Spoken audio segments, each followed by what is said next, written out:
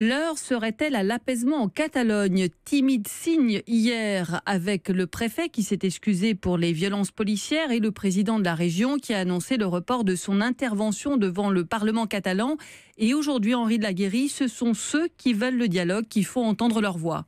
Oui, après une semaine de très vive tension et d'escalade, ces appels au dialogue viennent de la société civile. Il y a ce mouvement spontané qui s'appelle Hablamos, parlons. L'Espagne vaut beaucoup mieux que ses dirigeants qui veulent nous monter les uns contre les autres. Et voilà ce qu'on peut lire dans le texte de cette initiative née sur les réseaux sociaux. Natalia, 33 ans, n'a jamais mis un drapeau à sa fenêtre. Les identités nationales, ça ne lui parle pas beaucoup. Elle se sent catalane, bien sûr, mais également espagnole et européenne. Et en ce moment, elle est très mal à l'aise avec la situation.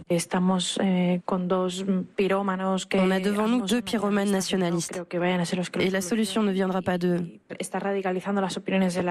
Les gens sont en train de se radicaliser. Si tu dis quelque chose qui s'écarte du discours indépendantiste, on va te traiter de fasciste.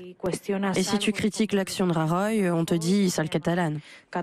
Des personnalités de premier rang comme le leader de Podemos, Pablo Iglesias, ou l'emblématique maire de Barcelone, Ada Colau, soutiennent cet appel au dialogue. Les dirigeants madrilènes et catalans ne semblent pas encore disposés à s'asseoir autour d'une table. Mais hier, un tout premier geste d'apaisement est venu de Madrid. Le porte-parole du gouvernement a regretté et s'est dit désolé par les violences policières de dimanche dernier. Henri de la Guérie, correspondant d'Europe 1 en Espagne. Demain, ce sont les partisans de l'unité espagnole qui sont appelés à défiler dans le centre de Madrid pour une marche patriotique.